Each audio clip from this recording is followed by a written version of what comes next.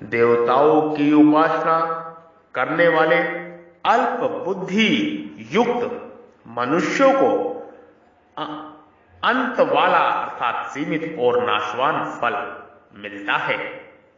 यहां परमात्मा कह रहे हैं कि भगवान के द्वारा विधान किया हुआ फल तो नित्य है ही होना चाहिए। नित्य भगवान का जो विधान होता है उसके द्वारा फल नित्य ही होना चाहिए। फिर उनको अनित्य फल क्यों मिलता है? इसका समाधान यह है कि एक तो उनमें नाशवान पदार्थ की कामना है और दूसरा बात वे देवताओं को भगवान से अलग मानते हैं, इसलिए उनको नाशवान फल मिलता है। परंतु उनको दो उपायों से अविनाशी फल मिल सकता है।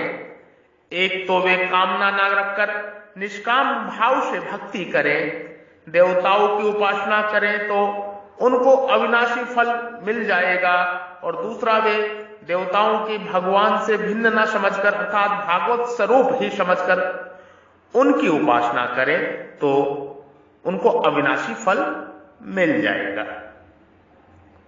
तो यदि कामना रह भी जाएगी तो भी समय पाकर उनको अविनाशी फल मिल सकता है अर्थात भागवत प्राप्ति हो सकती है। अगर देवताओं में भी भगवान को ही देखेंगे, भगवान की उपासना करेंगे तब अविनाशी फल अनंत फल मिल जाएगा। किंतु देवता को अलग समझ के और भगवान को परमात्मा को अलग समझ के अगर उसकी साधना उपासना करेंगे तो अंत वाला फल मिलेगा। वो जैसे ही फल मिला है वो मिट भी जाएगा एक समय पे। ये हमें समझना पड़ेगा।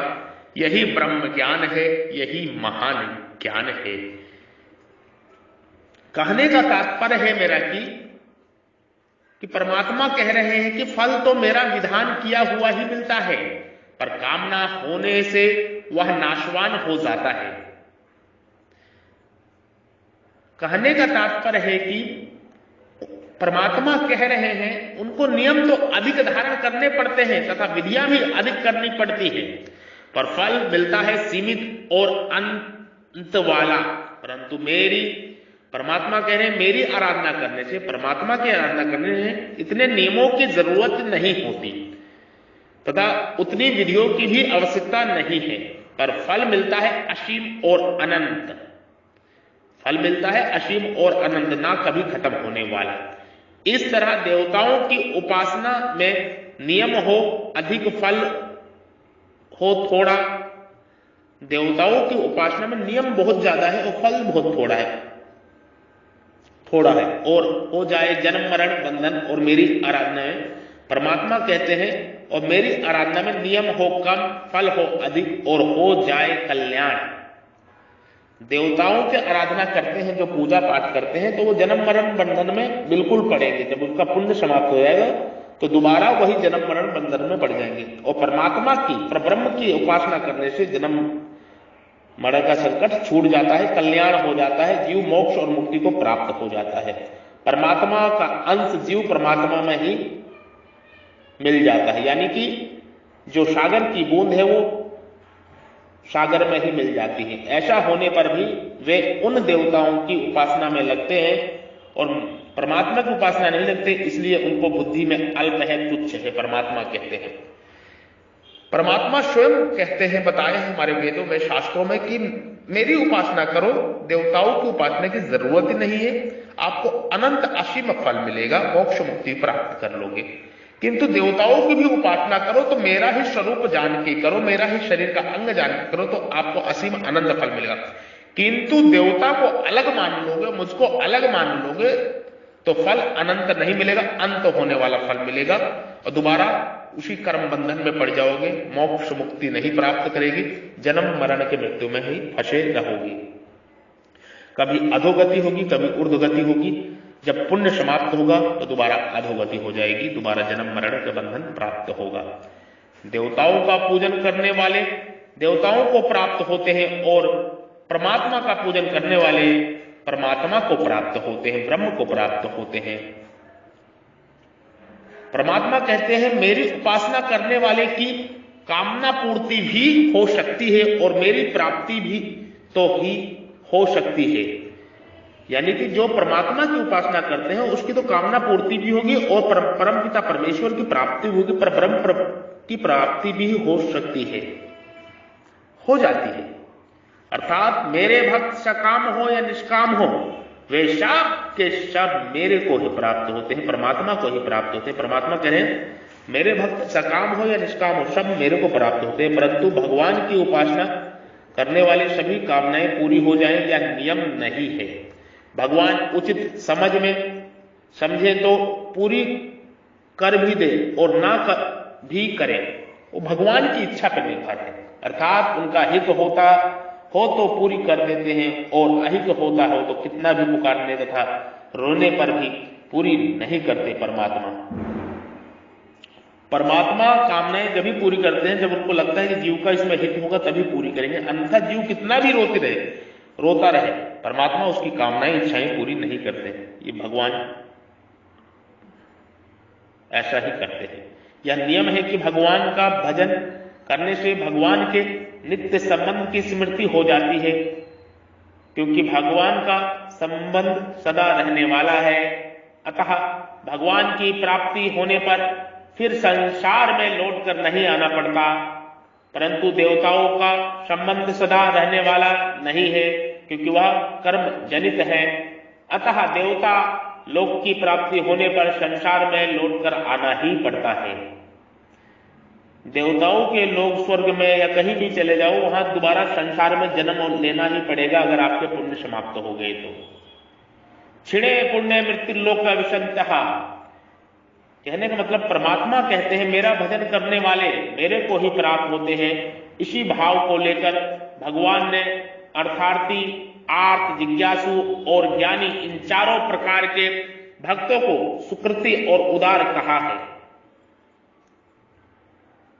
कि जीव कैसे ही आचरण वाला क्यों ना हो, अर्थात वह दुराचारी से दुराचारी क्यों ना हो, आखिरी है तो मेरा अंश ही परमात्मा स्वयं परब्रह्म परमेश्वर भगवान ईश्वर परमेश्वर सर्वेश्वर कह रहे हैं कि अर्थात जीव कैसा ही आचरण वाला क्यों ना हो, अर्थात वह दुराचारी से दुराचारी क्यों ना हो, आखिर है तो मेरा अंश ही। उसने केवल आसक्ति और आग्रह पूर्वक संसार के साथ संबंध जोड़ लिया है। अगर संसार की आसक्ति और आग्रह न हो तो उसे मेरी प्राप्ति हो जाएगी, यानी कि मैं उसे दर्शन दे दूंगा। सब कुछ भागवत स्वरूप ही है और भगवान का विधान भी भागवत स्वरूप है। ऐसा होते हुए भी भगवान से भिन्न संसार की सत्ता मानना और अपनी कामना रखना, ये दोनों ही पतन के कारण है। इनमें से यदि कामना का सर्वथा नाश हो जाए तो संसार भागवत स्वरूप दिखने लग जाएगा, और यदि संसार भागवत स्वरूप दिखने लग जाए तो कामना मिट जाएगी। फिर मात्र क्रियाओं के द्वारा भगवान की सेवा होने लग जाएगी। अगर संसार का भागवत स्वरूप दिखना और कामना का नाश होना दोनों एक साथ हो जाए तो फिर कहना ही क्या है। कहने का मतलब है भगवान की जो भक्ति है नित्य प्राप्त हो जाएगी, नित्य योग हो जाएगा, नित्य योग ऑटोमेटिक मोड पे लग जाएगी, ऑटोमेटिक मोड पे लग जाएगी। ये समझने का विषय है, ये ब्रह्म ज्ञान है, महान ज्ञान है। ये उपदेश ब्रह्ममुख से आपको प्राप्त हो रहा है। इसको अपने हृदय में रूपांतरित करें, इसको मनन करें, चिंतन करें, बार बार सुने, भजन करें, शेयर करें, इस समागम का आनंद लें। ये ब्रह्म ज्ञान का समागम है, स्वयं के स्वरूप में स्वयं के दर्शन, स्वयं की ज्योति का स्वयं का दर्शन। यही ब्रह्म ज्ञान है, यही महान ज्ञान है। देवताओं की उपासना करने वाले तो अधिक से अधिक देवताओं की पुनर्वर्ती लोकों ही जा सकते हैं, पर भगवान की उपासना करने वाले भगवान को ही प्राप्त होते हैं। हाँ, अगर साधक की देवताओं में भागवत बुद्धि हो अथवा अपने में निष्काम भाव हो तो उसका उद्धार हो जाएगा, अर्थात वह भी भगवान को प्राप्त हो जाएगा। परंतु देवताओं में भागवत बुद्धि ना हो और अपने में निष्काम भाव भी ना हो तो उद्धार नहीं होगा। देवताओं की उपासना का दोष यह है कि उसका फल अंत वाला अर्थात नाशवान होता है, क्योंकि देवता खुद ही सीमित है, अधिकार वाले हैं। अतः जो भगवान को छोड़कर अन्य देवताओं की उपासना करते हैं वे अल्प बुद्धि वाले हैं। यदि वे अल्प बुद्धि वाले ना होते तो नाशवान फल देने वाले देवताओं की उपासना क्यों करते? परमात्मा की उपासना करनी चाहिए, परमात्मा को ही उपासना करनी चाहिए। वासुदेव सर्वम, वासुदेव सर्वम, वासुदेव सर्वम, ये भाव रखना चाहिए। प्रत्येक जीव में वासुदेव सर्वम परब्रह्म परमेश्वर को ही देखना चाहिए, उस ज्योति को ही देखना चाहिए। भगवान की ही उपासना करते अथवा देवताओं में भागवत बुद्धि करते, भगवान की उपासना तो बड़ी सुगम है, उसमें विधि की, नियम की, परिश्रम की जरूरत ही नहीं है। परमात्मा की उपासना तो बहुत ही सुगम है, उसमें विधि की, नियम की, परिश्रम की जरूरत ही नहीं है। उसमें तो केवल भाव की ही प्रधानता है, उसमें तो केवल भाव की ही प्रधानता है, उसमें तो केवल भाव की ही प्रधानता है। परंतु देवताओं की उपासना में क्रिया, विधि और पदार्थ की प्रधानता है। परंतु देवताओं की उपासना में क्रिया, विधि और पदार्थ की प्रधानता है। मनुष्य को संसार की कितनी ही विद्याओं का, कला, कौशल आदि का ज्ञान हो जाए तो भी वो अल्प मेधा, तुच्छ बुद्धि वाला ही है। वह ज्ञान वास्तव में अज्ञान को दृढ़ करने वाला है।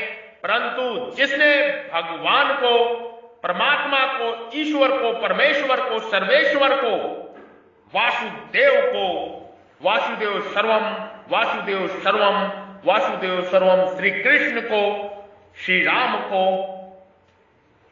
भगवान को जान लिया, उसको किसी संसार की विद्या, कला, कौशल आदि की ज्ञान ना होने पर भी वह सर्वविता, सर्वविता, सर्ववित, सर्ववित, सब कुछ जानने वाला है। वो सब कुछ जानने वाला है, वो सब कुछ जान लेता है। यही ब्रह्म ज्ञान है, यही महान ज्ञान है। देवताओं की उपासना का फल सीमित और अंत वाला होता है, फिर भी मनुष्य उसमें क्यों उलझ जाते हैं, क्यों उलझ जाते हैं, क्यों अपना ये मनुष्य जन्म जो 84 लाख सालों बाद प्राप्त होता है, मनुष्य जन्म रूपी नाव प्राप्त करके भी वो मोक्ष मुक्ति को प्राप्त नहीं कर पाता, सोता रहता है, देवताओं की आराधना में इधर उधर उलझ जाता है और इस मनुष्य जन्म को व्यर्थ में ही गंवाता है। क्यों ऐसा करता है? ये मनुष्य अल्प बुद्धि वाला ही होता है। क्यों नहीं वो भगवान में मन लगाता, क्यों नहीं परमात्मा में मन लगाता? लगाना चाहिए। ये मनुष्य का शरीर एक नाव है और ये संसार भव सागर है, इस सत्य को समझिए। यही ब्रह्म ज्ञान है, यही महान ज्ञान है, यही ब्रह्म ज्ञान है, यही महान ज्ञान है। वासुदेव सर्वम, वासुदेव सर्वम, वासुदेव सर्वम, वासुदेव सर्वम, वासुदेव सर्वम। ओम नमो नारायणाय, ओम नमो नारायणाय, ओम नमो नारायणाय, ओम नमो नारायणाय। ब्रह्म ज्ञान महान ज्ञान, ये ब्रह्म ज्ञान का उपदेश मैं ब्रह्म ऋषि, महर्षि, ब्रह्मनिष्ठ संत, महात्मा बद्री विशाल पराशर ऋषि का वंशज संतान योगी श्री आपको अपने प्रमुख से ये उपदेश दे रहा हूं, इस उपदेश को आप ग्रहण करो। मैं ऋषि पुत्र हूं, पराशर ऋषि की संतान हूं, उन्हीं ऋषि का, पराशर ऋषि का ही अंश हूं, उन्हीं का डीएनए हूं। पराशर ऋषि शक्ति मुनि के पुत्र थे और शक्ति मुनि वशिष्ठ के पुत्र थे, वशिष्ठ ऋषि के पुत्र थे और वशिष्ठ मुनि ब्रह्मा जी के मानस पुत्र थे और ब्रह्मा जी परब्रह्म परमेश्वर ईश्वर के पुत्र हैं। वासुदेव सर्वम वासुदेव सर्वम वासुदेव सर्वम। ब्रह्मा जी श्री कृष्ण के ही अंश हैं, श्री कृष्ण के ही एक पुत्र समान हैं, श्री कृष्ण के ही पुत्र हैं। ब्रह्मा जी श्री कृष्ण के ही अंश हैं, जो परमपिता परमेश्वर निराकार आकार सगुण निर्गुण उसी का स्वरूप है ब्रह्मा, सगुण स्वरूप है ब्रह्मा। ब्रह्मा के पुत्र गुरु वशिष्ठ, मानस पुत्र गुरु वशिष्ठ, गुरु वशिष्ठ के पुत्र ऋषि शक्ति मुनि, ऋषि शक्ति मुनि के पुत्र ऋषि पराशर और पराशर के मैं वंशज हूं, पराशर की मैं संतान हूं। ऋषि मेरे डीएनए में ही बहता है, ऋषि का रक्त मेरे डीएनए में ही है। मैं ऋषि पुत्र हूं, ब्राह्मण हूं, ब्रह्मनिष्ठ हूं, ब्रह्मा का मुख हूं।